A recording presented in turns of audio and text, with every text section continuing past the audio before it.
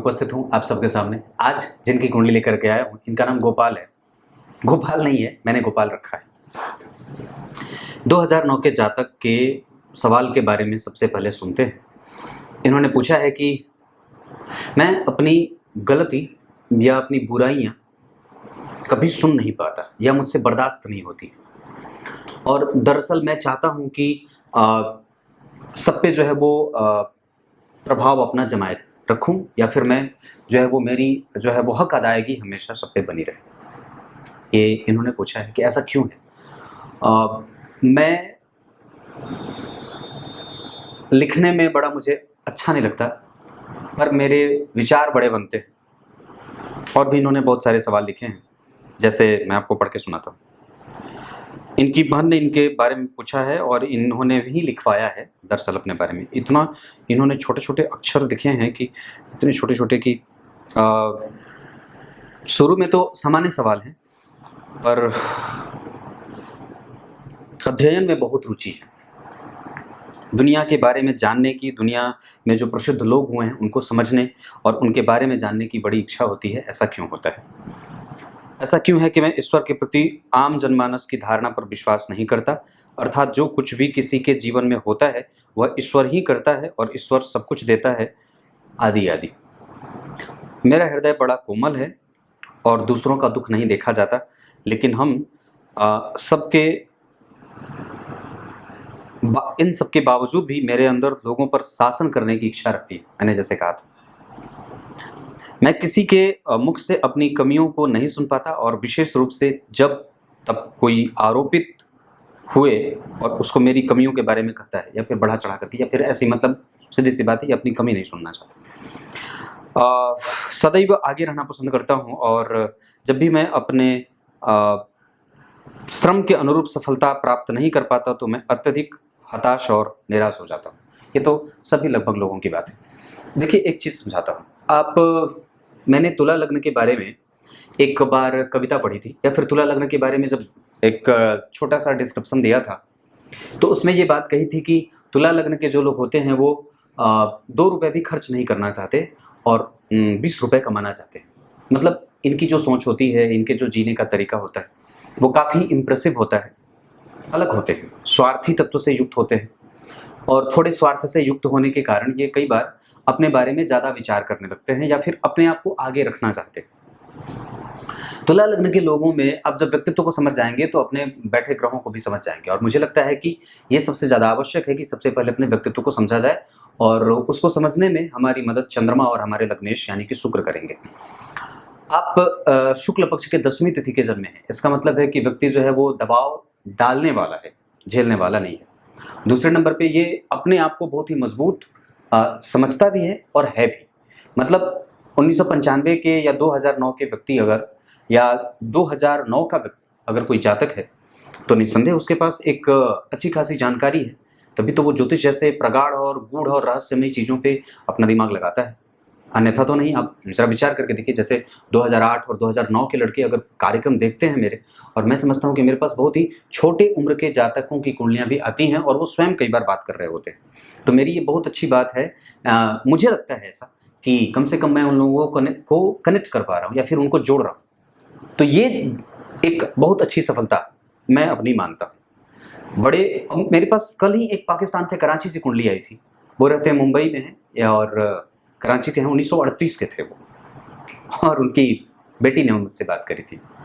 बड़ा अच्छा लगा उनसे बात करके। तो ठीक उसी तरीके से कि जहाँ एक और मैं 1938 के किसी जो है बूढ़े बाबा की कुंडली देखता हूँ, वहीं 2009 के एक नौजवान की कुंडली देखता हूँ जो इस तरीके का सवाल अगर पूछ रहा है कि मैं अपनी बुराई नहीं सुन सकता या फिर मुझे अच्छा नहीं लगता, तो मैं एक बात जो है वो सामान्यतः इतर जा करके कहूँगा कि ये प्रशंसा सुनने की जो आदत है वो कई बार आपको पीछे धकेल सकती है, और आपको आपकी कमजोरियों को बताने का मौका जब आप नहीं देंगे तो सामने वाला कैसे आपको समझेगा, या फिर आप जब सामने वाले को समझना चाहते हैं तो सबसे पहले खुद को समझना होगा, क्योंकि आप किसी भी चीज़ के बारे में अपनी राय तब तक नहीं रख सकते जब तक आप दूसरे को समझ नहीं सकते। जजमेंटल होकर के आप कभी भी पूरे तरीके से तो न्याय नहीं ही कर सकते। उत्तरायण में जन्मे हैं, इस वजह से आत्मबल बहुत ज़्यादा है, इस वजह से भी भरोसा खुद के ऊपर ज़्यादा हो जाता है। शिष्य ऋतु में जन्मे हैं, इस वजह से न्यायवादी बड़े ज़्यादा हो जाते हैं, न्यायप्रियता, और वो किसी भी तरीके से कट्टरता के साथ जो है वो अपनी बात रखता है, और ये बात कई बार कई मामलों में अच्छी है। शुक्ल पक्ष के 10वीं तिथि के चंद्रमा अच्छे होते हैं और व्यक्ति को कई बार सरकारी क्षेत्रों से लाभ दिलवाते हैं, सरकार से लाभ होता है, नुकसान कई बार नहीं उठाना पड़ता है, आत्मबल हमेशा ही बढ़िया रहता है और स्वास्थ्य अच्छा बना रहता है। शनिवार के जन्मे होने से आप कई बार खुद को बहुत ज़्यादा क्रिएटिव मान लेते हैं, या होते भी हैं तो कम थोड़े होते हैं, मानने से कम होते हैं, जितना मानते उतना नहीं होते। और उसके बाद एक अतिरिक्त बात ये होगी यहाँ पे कि शनिवार के जन्मे होने से लक्ष्य ऊंचा रहे पर पढ़ाई व्यक्ति कम करे, या उसके हिसाब से उसकी मेहनत रंग नहीं लाती, या फोकस थोड़ा कम बनता है, तो इस पे ध्यान रखने की बारी होगी। आप अश्विनी नक्षत्र के जन्मे हैं, इस वजह से व्यवसाय भी आपकी कुंडली में बहुत अच्छे तरीके से आप कर सकते हैं और बनती भी है। वस्तुतः आप किसी दूसरे से बहुत ज़्यादा मतलब नहीं रखते हैं, क्योंकि शिव योग में जन्मे हैं तो आपको खुद से ज़्यादा मतलब है। इसको कई बार हमारा समाज स्वार्थी या फिर थोड़ा इंगेज कह देता है। गर कर्ण क्षत्रिय वर्ण और देवगण के होने के कारण आपके पास दबंग बनी भी है और आप बर्दाश्त करने की क्षमता थोड़ी सी कमजोर रखते हैं। तुला लग्न के होने के कारण और 12वें भाव में शनि उच्चाभिलाषी हो जाते हैं, इस वजह से व्यक्ति के पास कई बार वो परिणाम देने वाली स्थिति होती है, जहां व्यक्ति कई बार थोड़ा प्रैक्टिकल होता है और किसी दूसरे की बात पे यूं ही बात पे भरोसा नहीं करता है। वो जो आपने बात कही थी वो उसका उत्तर यही है, क्योंकि 12वें के शनि और उनकी चौथी दृष्टि जो है वो भाग्य भाव पे, धर्म भाव पे पड़ेगी, जिसके कारण व्यक्ति थोड़ा प्रैक्टिकल सोच वाला हो जाता है या थोड़े विचारधारा उसके अलग होते हैं। तुला लग्न वाले जो होते हैं वो बैलेंस तो करना जानते हैं, वस्तुतः वो सबको साथ लेकर के ही चलना चाहते हैं, पर दबाव बना करके चलना चाहते हैं। मतलब वो चाहते हैं कि मैं पॉजिटिव रहूं और काफ़ी वो डोमिनेटिंग नेचर को भी विकसित कर देते हैं। अब इस कुंडली को समझते हैं। जहां मंगल और चंद्रमा का परिवर्तन होना ये अच्छी बात होगी, पर चंद्रमा और मंगल का जो एक दूसरे के परिवर्तन का योग बनेगा, ये जन्म कुंडली में परिवर्तन नीच भंग करेगा मंगल का, और गुरु जो है वो त्रिकोण में अकेले आ रहे हैं और यहाँ के अधिपति शनि जो है वो 12वें गए हैं, ये ठीक नहीं है। इस वजह से कई बार व्यक्ति लिखने पढ़ने में थोड़ी कम रुचि लेता है। जानकारी इसलिए इकट्ठा करना चाहता है क्योंकि लग्न के अधिपति शुक्र और अष्टम के अधिपति शुक्र भाग्य भाव के अधिपति बुध के साथ यहाँ बैठे, तो शुक्र और बुध का जो संयोग होगा राहु के साथ बैठने से, और एक बड़ी अद्भुत बात, तो शुक्र और बुध का संयोग जन्म कुंडली के भाग्य भाव से बन रहा है मिथुन राशि पे, तो उसका जो ध्यान है वो कई बार दूसरों के बारे में या कई चीजें रहस्यमय तरीके से जानने के पीछे हो जाए, क्योंकि अष्टमेश भी तो लग्नेश होते हैं, तो ये एक भाव यहाँ पे बनेगा। तो बुध जो है वो जिज्ञासु ग्रह होते हैं और वो आपकी कुंडली में शुक्र के साथ बैठे हैं। सूर्य बुध और शुक्र का एक साथ बैठना राहु के साथ व्यक्ति को पराक्रमी बना दे, पर उस पराक्रम के कई बार परिणाम थोड़े कमजोरी से मिल सकते हैं, क्योंकि मंगल नीच के। अलग बात है कि आपकी कुंडली में उसका नीच भंग हुआ है, क्योंकि वो मंगल 25 डिग्री के हैं और वक्री भी हैं, और जो ग्रह उनका नीच भंग करेगा, जैसे चंद्रमा के साथ परिवर्तन में जाने से उनका नीच भंग होगा, चंद्रमा और मंगल का परिवर्तन, तो वो थोड़ा कमजोरी है, क्योंकि चंद्रमा भी 6 डिग्री के हैं और अश्विनी नक्षत्र के बैठे हैं, जिसके अधिपति जो केतु हैं वो भाग्य भाव में बैठ करके चंद्रमा में धार्मिक धरातल पे उसको व्यक्ति को जोड़ करके रखते हैं। या फिर कई बार जब शुक्र और बुध एक साथ बैठेंगे, जहां शुक्र अष्टम के अधिपति हैं, तो धर्म और आध्यात्मिक जो है वो उन्नति व्यक्ति की होती है। 12वें भाव में शनि भी एक इसके कारक ग्रह बन जाएंगे। और दूसरे नंबर पे अगर आप बात करें तो लग्नेश जो हैं वो शुक्र बनते हैं, वो शनि से केंद्र में है, ये अच्छी बात होगी। और गुरु से तृतीय एकादश में है, गुरु का प्रभाव भाग्य भाव पे, गुरु का प्रभाव लाभ भाव पे और गुरु का प्रभाव लग्न पे, तो लग्न के लिए गुरु का प्रभाव बहुत अच्छा नहीं होगा, व्यक्तित्व में थोड़ी सी कमजोरी रहेगी। इस वजह से जो है वो व्यक्ति इमोशनल तो होगा, पर वो इसलिए होगा क्योंकि लग्न को चंद्रमा देख रहे हैं और डिप्रेसिव हो जाता है, या कई बार जो है वो कुछ हरकतें ऐसे कर दे जो समाज को पसंद ना आए, आसपास के लोगों को थोड़ा अच्छा नहीं लगे, तो वो मंगल के कारण होता है। क्योंकि मंगल नीच के हैं तो कई बार व्यक्ति को हठी, जिद्दी, गुस्सैल, क्रोधी और उन्मादी स्वभाव दे देते हैं। और गुरु तुला राशि को देखेंगे तो व्यवसायिक नेचर का दे देंगे, जहां व्यक्ति अपने लाभ को पहले रखता है। ये ऐसे जो है वो ग्रहों का प्रभाव। केतु जो है वो जन्म कुंडली में लग्न को देखेंगे तो अनुभवी अब व्यक्ति को बना देंगे, और चूंकि वो मिथुन राशि के बैठे हैं, इस वजह से अब जातक को लगता है कि मैंने बहुत सीख लिया, मैंने बहुत जान लिया, मैंने बहुत समझ लिया, तो ये एक भाव आ जाता है। ये ग्रहों के प्लेसमेंट के आधार पर बातें बता रहा हूं। अब मैं आपको इस कुंडली को समझाता हूं। जैसे लग्न के अधिपति का तृतीय में जाना और भाग्य भाव के साथ जाना, सूर्य के साथ बैठना, यानी कि लाभ, भाग्य और लग्न ये सब एक साथ बैठे। राहु उसके साथ बढ़ करके इन तीनों के ही प्रभावों और कारक क्षेत्रों को बल देंगे। मतलब व्यक्ति मेहनती होगा, पर साथ ही साथ उसके अंदर जो मोरल वैल्यू होगी वो थोड़ी कमजोर होगी, क्योंकि गुरु की दृष्टि जो पड़ रही है वो व्यवसायिक पड़ रही है। और चंद्रमा जैसा ग्रह अगर जन्म कुंडली में लग्न को देखेगा तो कहीं ना कहीं आप अगर तुला लग्न की कुंडली के बारे में देखेंगे तो चंद्रमा दशम के अधिपति होते हैं, जहां भाव कमजोर है क्योंकि मंगल नीच के बैठे हैं। और दशम भाव के अधिपति कभी भी लग्न को देखेंगे तो व्यक्ति को प्रोफेशनलिज्म ज्यादा दे देते हैं। और ये बात और भी ज्यादा तब बढ़ जाती है जब लग्नेश बुध जैसे ग्रह से प्रभावित हो जाते हैं, या फिर लग्नेश के ऊपर या लग्न के ऊपर पापक ग्रहों का प्रभाव ज्यादा पड़ जाता है। या फिर गुरु अगर देख भी रहे हो तो गौर करिए तो तुला लग्न की कुंडली के लिए गुरु अच्छे नहीं होते, तीसरे और छठे भाव के अधिपति, और अकेले बैठ करके तो गुरु यहाँ पे कभी भी अच्छे परिणाम नहीं देंगे। ऐसा इसलिए नहीं क्योंकि वो कारको भाव नाशाया का सूत्र लागू होगा ना, गुरु पंचम में कभी भी अकेले अच्छे परिणाम नहीं देते, अकेले हो तो। अब आप इसको भले ही ऐसा मान सकते हैं कि ये कारको भाव नाशय का, पर वो दरअसल एक लोकोक्ति है जो कई बार कई कुंडलियों पे लागू होगी। आज सुबह ही मैं, हाँ वही 1938 वाली जो जिनकी मैंने बात करी, उनके पिताजी 1938 की कुंडली, तो उन्होंने छोटा सा सवाल पूछा तो मैंने कहा कि माता जी आप भी मुझे बताइए, मैं आपके डेट ऑफ बर्थ से पता लगा लेता हूँ। तो उनकी कुंडली में भी पंचम भाव में गुरु अकेले बैठे थे, तो मैंने कहा कि आपको एक ही तरीके की संतति होते हुए देख रहा हूँ। उन्होंने कहा कि हाँ मुझे 2 बेटे ही हैं, बेटियां नहीं हैं। इसी तरीके का भाव यहाँ पे भी विकसित होते देख रहा हूं। और ये प्रभाव इसलिए भी क्योंकि शनि जो है वो 12वें है, तो इसको बल मिलेगा। मतलब ऐसी स्थिति हो सकती है कि व्यक्ति पढ़ने में रुचि तो रखता है, पर कई बार खाली सुनने में रुचि रखे, सुनाने में रुचि रखे, बोल करके लिखवाने में रुचि रखे, कोई ना कोई एक कमजोरी रहेगी। आपकी जो राइटिंग स्किल है वो थोड़ी कमजोर हो सकती है, क्योंकि जन्म कुंडली में बुध जो है वो जन्म कुंडली में सूर्य और शुक्र के साथ आकर के अपने प्रभावों में कमजोरी कर रहे हैं। वक्री होने के कारण मंगल जो है वो लेखन जो है वो अक्षर होता है, कलम जो है वो मंगल, उसके अंदर बसा अक्षर जो है वो मंगल से ही प्रभावित बुध के कनेक्शन से बनता है। तो इनकी कुंडली में मंगल का प्रभाव बुध पे नहीं है, मंगल जो है वो वक्री है और बुध भी वक्री है। अब एक बात बड़ी अद्भुत है कि आपकी कुंडली में जितने ज्यादा संख्या में ग्रह अगर वक्री होंगे, आपको ये समझ लेना चाहिए कि कुंडली थोड़ी कमजोरी की तरफ जा रही है। अगर ग्रह वक्री बहुत ज्यादा होते हों तो हमें ये बात जानने की आवश्यकता हो जाती है। अब उसको आपको वहां पे डिग्री देख लेनी चाहिए, और साथ ही साथ वहां पे ये देख लेना होगा कि बहुत ज्यादा ग्रह वक्री हो रहे हैं क्या।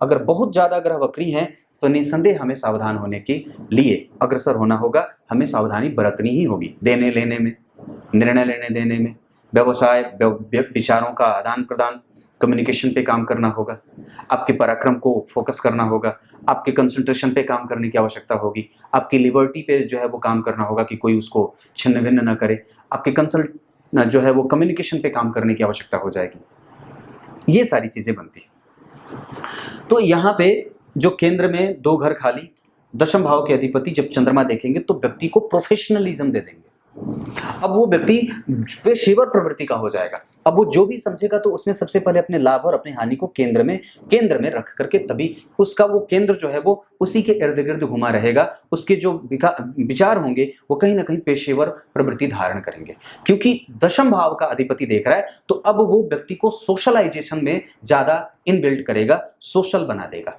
जहां व्यक्ति का सामाजिक संबंध, सामाजिक दायरे, सामाजिक रिश्ते, और ये बहुत मायने रखता है कि लोग उसके बारे में क्या सोचते हैं। अलग बात है कि जैसे ही वो उनको ये पता चलता है कि आपके बारे में ये व्यक्ति गलत राय रखता है, वो तुरंत ही उतारू होगा, क्योंकि तुला लग्न वायु तत्व का लग्न होता है जो तुरंत ही उग्र होता है, क्योंकि मंगल की दृष्टि लग्न पे है और गुरु की दृष्टि लग्न पे है। जहां व्यक्ति सिर्फ समझने के लिए जन्म नहीं लिया है, वस्तुतः समझाने के लिए जन्म लिया है। ये बोल सकता है, सुनने की आदत थोड़ी कम है। पर एक बात बताऊं भगवान, तो मैं तो इतनी बात कहता हूं कि आपकी कुंडली में द्वितीय भाव पे शनि की वृश्चिक राशि पे दृष्टि है, जहां के अधिपति नीच के हैं, और जिस पे आप गौर करिए तो उसके ठीक पीछे केतु का प्रभाव, चंद्रमा से केंद्र में, और किसी शुभ ग्रह का प्रभाव नहीं। द्वितीय पे किसी भी शुभ ग्रह का कोई प्रभाव नहीं, वो नीच का बैठा है। ये वाणी और ये विचार, ये जो थॉट का क्रिएशन है, ये जो आपके प्रारंभिक शिक्षा की बात है, ये सब थोड़े थोड़े प्रभावित है। धन पे खर्च, धन का खर्च और धन का सही तरीके से नियमन न करना, ये आपकी कमजोरीपन के कारण बन सकते हैं। और व्यक्ति वही विशेष होता है जो खुद पे खूब सारा काम करता, जिसने खुद पे खूब सारा काम किया, आपको अगर भरोसा ना हो, आप मेरे पीछे के पहले कार्यक्रम को जाकर के देखिए। आपको बहुत सारा बदलाव प्रत्येक दिन देखने को मिल जाएगा। मैं आज हूँ, कल मैं कैसा था और कल कैसा रहूँगा, आप मुझे बदलते हुए रोज देख लेंगे। और मैं समझता हूँ कि व्यक्ति को सबसे पहले खुद पे बहुत ज़्यादा काम करने की आवश्यकता है, और वो प्रत्येक व्यक्ति के पास होनी ही चाहिए।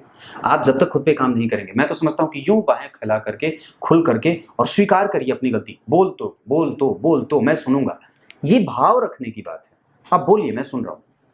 हाँ, पर गलती नहीं होनी चाहिए। आपके अंदर जो कमज़ोरी है वो निस्संदेह शनि जो है वो कहीं न कहीं द्वितीय भाव पे है। द्वितीय भाव के अधिपति जो है वो नीच के हैं, जो स्वभाव का बनना होता है।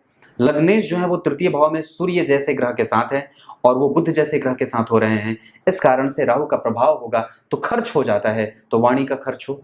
शुक्र है तो कई बार वीर्य का हंता हो जाता है। सूर्य धनु राशि में बैठे हैं तो शीघ्र पतन का कारण हो जाता है। व्यक्ति जो है वो कई बार कामी हो जाता है, क्रोधी हो जाता है। अब अपने इंद्रियों पे कई बार वो वश नहीं चला पाता, या इंद्रियों का जो है वो नियमन सही तरीके से नहीं कर पाता। मैं सिर्फ यहाँ पे आपको पुरुषार्थ के ऊपर काम करने की बात करता हूँ, इतनी सी बात है। अब इसको और भी निकट से समझने का प्रयास करते हैं। चंद्रमा के साथ शुक्र का बैठना ये दाम्पत्य को ठीक रखेंगे। राहु के साथ बुध का बैठना यहाँ पे भी कमजोरी नहीं है, क्योंकि यहाँ पे भी सामान्यतया दाम्पत्य ठीक है, सामान्य दाम्पत्य है, ठीक है। इसे मैं कमजोर नहीं कहूँगा, क्योंकि दशम भाव के अधिपति भी जो है वो यहाँ बैठे हैं। यहाँ पे भी जो गुरु थे वो उच्च की राशि बनी थी, पंचम में बैठे थे। और मैं समझता हूँ कि चंद्रमा और गुरु का संबंध बहुत अच्छा नहीं है, पर चंद्रमा और मंगल का संबंध अच्छा है। ये केंद्र त्रिकोण का योग तो नहीं बना रहे, पर वस्तुतः ये परिवर्तन महायोग बना रहे हैं। इस वजह से चतुर्थ भाव के अधिपति का 12वें जाना ठीक नहीं होता है। ये कुहू योग होता है, जिसके कारण कई बार इकट्ठा करने में दिक्कत होती है, चल अचल संपत्ति दिक्कत में जाती है। द्वितीयेश नीच के हैं, इस वजह से स्वभाव कमजोर होता है, उस पर व्यक्ति को काम करने की आवश्यकता है। लग्नेश का तृतीय भाव में जाना व्यक्ति कई बार बहुत ही ज्यादा सुबर नेचर का होता है, क्योंकि वो शुक्र से प्रभावित है, चंद्रमा लग्न को देख रहे हैं, लेकिन फिर भी उसमें कई बार बैलेंस नहीं बना पाता है।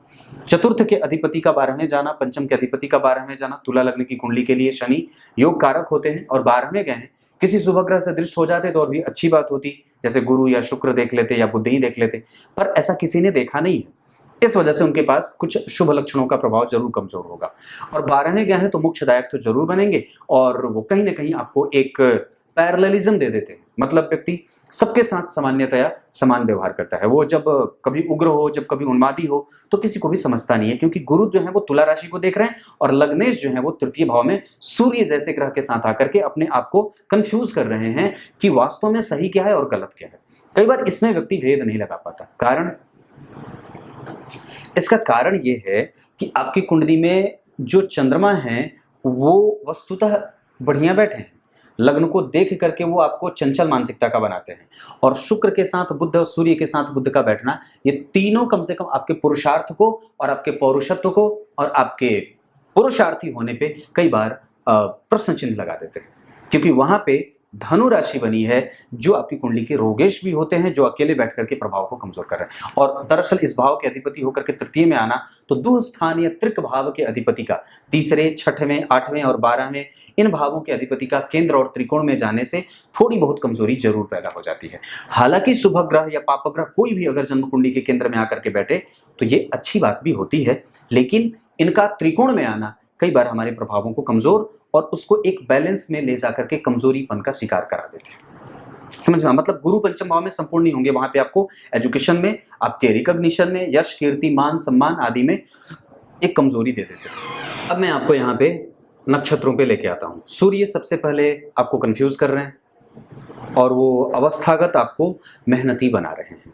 चंद्रमा आपकी कुंडली में जिस नक्षत्र में बैठे हैं और जिस डिग्री पे बैठे हैं, 6 डिग्री पे, वो आपको अनुभवी बना रहे हैं। मंगल आपकी कुंडली में वक्री है, 25 डिग्री के आश्लेषा में क्रिएटिविटी दे रहे हैं और आपके सोचने और समझने की क्षमता को विकसित कर रहे हैं, और दरअसल वो आपको अपनी उम्र से बड़ा बना रहे हैं।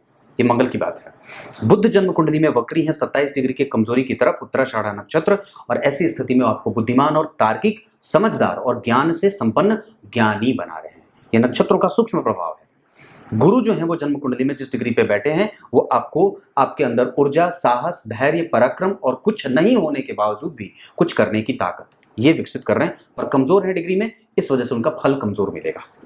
शुक्र जो है वो 7 डिग्री के हैं मूल नक्षत्र में। ऐसी अवस्था में व्यक्ति अनुभवी होता है, पारंगत होता है, ज्ञानी, गुण संपन्न और रासायनिक चीजों का जानकार और छोटी छोटी सूक्ष्म अन्वेषण करने वाला, बहुत ही एकदम माइन्यूट और भी बहुत ही ग्रास रूट लेवल पे जाकर के काम करने वाला होता है। उसके काम कभी भी तरंग ऊपर से नहीं बीतते, वो अंदर तक जाकर के तह तक की जानकारी रखता है। रिसर्च वर्क बहुत अच्छा होता है, बहुत ही सूक्ष्म अध्ययन करने वाला, अन्वेषण करता होता है। शनि हस्त नक्षत्र के कोमलता और कहीं ना कहीं भावनात्मक लगाव और इमोशनल सेंटिमेंटल बनाना, किसी के दुख को देख करके पिघल जाना, समाज के छोटे वर्ग से अपना संबंध बना करके रखना, ये शनि देते हैं। राहु आपकी कुंडली के लिए अच्छे, मैं उनको समझता हूं कि वो खराब नहीं है और सूर्य के साथ बैठे हैं तो कम से कम ठीक है। हालांकि वो और भी अच्छे हो सकते थे, या तो केंद्र में बैठे होते या तो त्रिकोण में बैठे होते। तब दशमांश कुंडली क्यों कमजोर हो रही है? क्योंकि केंद्र खाली है और सूर्य राहु केतु के संपर्क में, दशम भाव के अधिपति हैं, देंगे, देर से देंगे। अभी मैं एक बात कह दूं तो आपकी कुंडली में जो दशा चल रही है वो चल रही है शुक्र की, तो अभी काम करिए और 2033 तक रगड़ करके काम करना चाहिए। अभी आपकी कुंडली में लग्नेश की दशा चल रही है, अगर हो सके तो एक ओपल धारण कर लीजिए। एक बात और बताता हूँ, यहाँ पे देर से आए, यहाँ देर से नहीं, जल्दी खर्च हो जाए। यहाँ व्यक्ति जो है वो कम्युनिकेटिव है, पर उस पर थोड़ा सा और काम करने का, आपके पास मेहनत करने का बल है, आप कर सकते हैं और रिकॉग्निशन तो मिलेगी। और भी ज़्यादा सूक्ष्म अन्वेषण करिए और भी अपने ज्ञान को विस्तार दीजिए, क्योंकि यहाँ पे गुरु और शुक्र इसी चीज़ का इशारा कर रहे हैं। एक बात और बताता हूँ, मंगल यहाँ 11 के और मंगल यहाँ 8 के और मंगल यहाँ पे 4 के, यहाँ से ज़्यादा अच्छी स्थिति यहाँ थोड़ी सी और इससे ज़्यादा अच्छी स्थिति यहाँ हो रही है, यानी कि कर्म क्षेत्र के लिए मंगल की दशा अच्छी जाएगी। चंद्रमा की दशा यहाँ के लिए अच्छी जाएगी, नौमांश के लिए चंद्रमा की दशा भी अच्छी जाएगी, दशमांश कुंडली के लिए भी चंद्रमा की दशा मैं समझता हूँ कि बाहर से आपको धन या फिर कई बार मल्टीनेशनल या कई बार दूर से जाकर के धन लाने वाली बन रही है। मंगल ठीक, चंद्रमा, सूर्य जन्म कुंडली में कमजोर हो रहा है, राहु केतु के संपर्क में, मैं उन्हें ठीक नहीं कहूंगा, उन पे किसी शुभ ग्रह का कोई प्रभाव नहीं है। शुक्र और बुध के बीच में बैठ करके अपने आप को पसोपेश में डाल रहे हैं, क्योंकि राहु भी वहीं बैठा है। बुध जो है वो जन्म कुंडली में आपकी कुंडली के लिए भाग्येश और योग कारक ग्रह, राजयोग की भांति परिणाम देने वाले। शनि इस कुंडली के लिए योग कारक, दूसरे ग्रह बुध, तीसरे ग्रह के रूप में शुक्र जाने जाते हैं, जो कि सामान्यतया समता का संबंध रखते हैं, न तो बहुत ज्यादा अच्छे न तो बहुत ज्यादा बुरे। इस कुंडली के लिए चंद्रमा और सूर्य जो होते हैं वो सामान्यतया अच्छे परिणाम देने वाले होंगे, मतलब वो आपको देंगे, लेंगे नहीं, क्योंकि लाभेश होकर अपने भाव से पंचमस्त बैठे हैं, मेहनत तो करवा ही देंगे और कम से कम आपको आपके छोटे भाई बहनों का लाभ मिल जाता है, तो कमजोर ही मिलता है, बहुत ज्यादा नहीं मिलता। वो भाव कंफ्यूजन में, मेहनत करने की बारी है। आपको मैं एक बात बताता हूं, दरअसल जब कभी भी कुंडली में, ध्यान से समझिएगा, जब कभी भी कुंडली में गुरु, जब कभी कुंडली में सूर्य और जब कभी भी कुंडली में बुध कमजोर होते हों या कमजोर दिखाई देते हो, तो हमें सबसे ज्यादा खुद पे काम करने की आवश्यकता है। और मैं समझता हूं कि जो सवाल आपने भेजे हैं वो यही इशारा कर रहे हैं कि जातक को पहले खुद पे काम करने की आवश्यकता है, जहां हमें खुद की बुराई को बहुत ही खुले दिल से हंसते हंसते स्वीकार करना चाहिए, चाहे ना भी बन पड़े तो भी स्वीकार करिए, कोई दिक्कत नहीं, आराम से करिए। मैं तो अभी भी सुनता हूँ और मुझे बहुत भी सुनना है। अभी मैं आपको बताऊं, इंस्टाग्राम पे मुझे किसी ने लिखा था कि पंडित जी मेरी कुंडली देख लो, पर चूंकि मैंने कहा कि अपॉइंटमेंट ले लेंगे तो अच्छी बात होगी, चूंकि लाइन बहुत लंबी है। अगले ही दिन जब मैंने उनको वीडियो अपने भेजे, इंस्टाग्राम पे मैं कभी कभी भेज देता हूँ रील वगैरह, तो उन्होंने पता है क्या लिखा? मैं तो बोल भी नहीं सकता, उन्होंने गाली दी और मुझे मत भेज, ऐसा उन्होंने लिखा। पर मैंने चुपचाप क्या किया, कुछ नहीं, क्षमा करते हैं, क्षमा चाहता हूँ सिमन, और ब्लॉक कर दिया। फिर क्या करूँगा, क्योंकि कभी ना कभी फिर अगर वो अनब्लॉक रहेंगे या फिर रहेंगे तो फिर चली जाए, हाथ है कभी कभी फिसल जाए, तो इस वजह से ब्लॉक कर दे। तो ये काम करना पड़ता है और कम से कम मैं समझता हूं कि जो व्यक्ति अपनी गलती स्वीकार करता है वो उसे महान और बड़ा बनने से कोई रोक नहीं सकता, क्योंकि आप तब तक, और मैंने कल ही तो बात कही थी, मैंने कल ही के कार्यक्रम में बात कही कि 2 चीजें आपके हाथ में है, या तो आप अपनी मजबूती पे काम करना शुरू कर दीजिए, नहीं तो कमजोरी को देखिए ही मत। जैसे ही आप अपने मजबूती पे काम करना शुरू करते हैं, आपकी कमजोरी धीरे धीरे स्वतः अपने आप खत्म हो जाती है, और हम वो नहीं करते। तो आपको काम अगर करना होगा तो सुनना नहीं चाहते, चलो ठीक है, मैं भी समझता हूँ, तो मजबूती पे तो काम करनी होगी। तो मजबूती क्या है? आपकी कुंडली में गुरु की दृष्टि लग्न पे है, तो सबको जोड़ करके चलने का काम करिए, और मंगल किसी पे जल्दी और उग्र होने का काम करना बंद कर दीजिए। अनुभव आपके पास है, धर्म आपके पास रहेगा, आंख बंद करके किसी पे भरोसा तो नहीं कर सकते, क्योंकि मंगल लग्न को देख रहे हैं, तो राजनीति और पॉलिटिक्स है दिमाग में। शनि 12वें है, शनि मंगल राहु केतु का प्रभाव यहाँ है, तो क्योंकि शनि है, बुध है, केतु है और सूर्य बुध शुक्र 3-4 ग्रह यहाँ बैठे, एक ग्रह यहाँ बैठ गए शनि, तो सबसे ज्यादा जो प्रभावित है क्षेत्र वो नवम भाव प्रभावित है। इस वजह से कई बार हमें जो है वो एक संशयात्मक स्थिति में जाना पड़ता है या कई बार हम संशय में चले जाते हैं। ये बात है। दशाओं के आधार पर आपकी कुंडली में बुध की दशा अच्छी जाएगी। दशाओं के आधार पर आपकी कुंडली में शुरू से बता देता हूं, सूर्य अच्छे नहीं होते, इस वजह से आपको कम से कम वो 50% का अशुभ परिणाम भी देंगे तो आधा अच्छा देंगे। चंद्रमा भी आपकी कुंडली के लिए जो होते हैं वो आधा अच्छे होते हैं, आधा बुरे होते हैं, पर वो जितना भी देंगे आपको 50% देंगे, मतलब संपूर्ण नहीं देगा, उसका 50% भी देना बहुत होता है। मंगल जो है वो आपकी कुंडली में 25% का परिणाम देंगे। बुध आपकी कुंडली के लिए कमजोर और कमजोर और कमजोर, कमजोर मतलब धर्म भाग्य इन सब का सुख थोड़ा कम मिलेगा। गणेश जी की पूजा करनी चाहिए। देवगुरु बृहस्पति आपकी कुंडली के लिए 25% का परिणाम देंगे और आपकी कुंडली के लिए वो अच्छे नहीं होते हैं, इस वजह से मंदिर का दर्शन बनता है। शुक्र आपकी कुंडली के लिए हमेशा ही अच्छे, लेकिन जितने भी वो देंगे आधा देंगे, और आधा भी देंगे तो अच्छे देंगे। इसका मतलब है कि आपका कम्युनिकेशन, आपका यश, आपकी कीर्ति, आपका काम, आपका स्वास्थ्य, आपकी सेहत, ये सब आपके साथ आधा आधा बना रहे, मतलब कभी ठीक कभी ना ठीक, कभी ठीक कभी ना ठीक, ऐसा वाला भाव रहेगा। शनि आपकी कुंडली के लिए हमेशा अच्छे हैं, पर वो डिग्री में जो बैठे हैं वो 27 शनि जो बैठे हैं वो बैठे हैं आपकी कुंडली में 10 डिग्री के, और वो कन्या राशि के बैठे हैं, तो वृद्ध हो जाएंगे तो थोड़े कमजोरीपन के साथ रहेंगे। मतलब वो अनुभव है उनके पास, पर वो उतने बलवान नहीं है कि जितनी उनकी आवश्यकता आपकी कुंडली महसूस करती है। राहु और केतु आपकी कुंडली में अपनी दशाओं में कमजोर परिणाम दे सकते हैं, इस वजह से उनकी दशाओं में विशेष सावधानी की आवश्यकता होगी, जैसे इन्वेस्ट करना, धन का लेन देन, कारोबार नया स्थापित करना, ट्रांसफर आदि का लाभ न मिले, या कई बार कम पैसों पे नौकरी करनी पड़े, कुछ विपरीत स्थितियां बनती हैं, घर परिवार में नुकसान होता है, और कई बार व्यवसाय नुकसान में जाता है, या कर्म क्षेत्र पे कई बार अड़चने आती है। इसके अतिरिक्त आपके रोजगार पे आपके भाग्य का लाभ और आपके लाभ को कमजोर करता है। ये सारी चीजें करते हैं। मंगल आपके व्यक्तित्व को झूठा ना साबित करें, आपको किसी से लांछन ना लगने पड़े, इस बात का प्रभाव भी बना सकते हैं, क्योंकि नीच के हैं तो समाज पे काम करने की आवश्यकता होगी। और मैं समझता हूं कि जो दबे कुचले लोग हैं उनसे आपको हमेशा ही लाभ मिलने वाला है, इस वजह से उनका सपोर्ट आपको बना करके रखना चाहिए। आपकी कुंडली का सबसे जो कंफ्यूजन वाला चैप्टर बन रहा है वो दशमांश कुंडली का दशम भाव, और यहाँ पे भी दशम भाव। आपको सबसे ज्यादा काम अपने करियर पे करना है, फोकस बढ़ा करके काम करिए। मैं समझता हूं कि अगर वहां पे काम करने की आवश्यकता अगर बनेगी तो आपको बजरंगबली की आराधना करनी चाहिए, ताकि आपका कंसंट्रेशन और आपका पौरुषत्व जागृत रहे।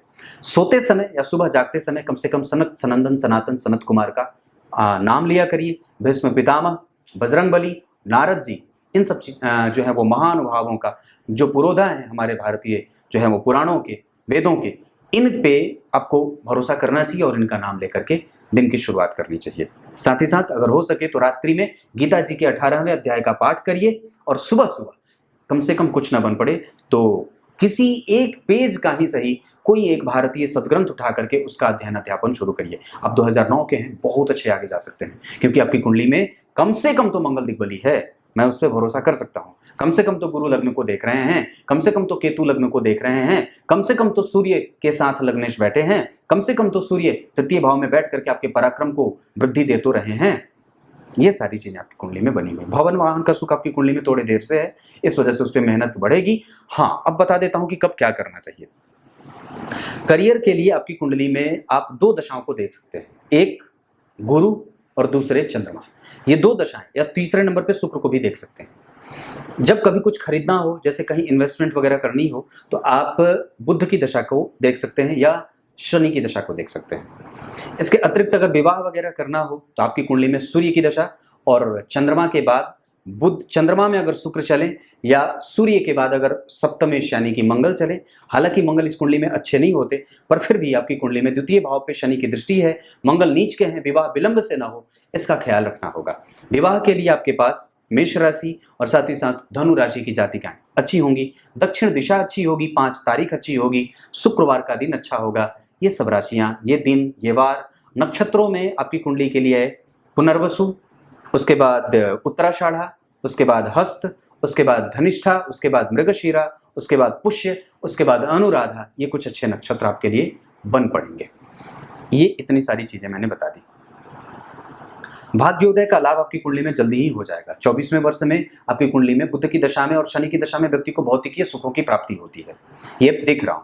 उसके अतिरिक्त आपकी कुंडली में मैं एक बात और बता दूं कि जो स्थिति मैं देख रहा हूं उसके आधार पर जो होरा कुंडली बन रही है उसमें गुरु, चंद्रमा, शुक्र, मंगल और सूर्य, इनकी दशाएं आपकी कुंडली में बहुत ही यादगार रहने वाली हैं और आपको देने वाली हैं, पर थोड़ी मेहनत के बाद। लेकिन शनि, राहु, केतु और बुध की दशाएं आपको स्मूथ आराम से निकल जाने वाली और कम से कम एकाग्रता के साथ मानसिक शांति को देते हुए ये दशाएं निकल जाएंगी। अल्टीमेट अगर मैं कहता हूं तो आपकी कुंडली में संतान का सुख थोड़े विलंब से है, पर है। स्त्री संततियां हो सकती हैं ज़्यादा, पर आपकी कुंडली में संतान का सुख है। संतान मोरालिटी को रखने वाली, धार्मिक होगी और यश और नाम कमाने वाली होगी। माता पिता में से पिता के साथ संबंध आपके थोड़े बहुत कमज़ोर भी हो सकते हैं, उनके साथ चंचलता बरकरार रहेगी और माता जो है वो थोड़ी बहुत रुग्ण हो सकती है, ये बात भी देख रहा हूँ। उसके अतिरिक्त आपकी कुंडली में भूमि, भवन, वाहन का सुख आपकी कुंडली में मिल जाएगा और वो आसानी से मिल जाएगा, उसमें दिक्कत नहीं है। भाग्य का सुख भी आपकी कुंडली में है और मैं समझता हूं कि आपकी कुंडली में उससे घबराने की कोई बात नहीं है। टोटल तरीके से आप कभी भी नैतिकीय हैं, कभी भी निंदनीय कृत्य नहीं करेंगे, उग्र होंगे जरूर और कभी कभी घमंडी भी होंगे। आपके पास ईगो प्रॉब्लम है, मैं हाँ ये कह सकता हूं। आप कुछ इसी तरीके से इस पे काम करिए। तब तक के लिए बहुत बहुत नमस्कार।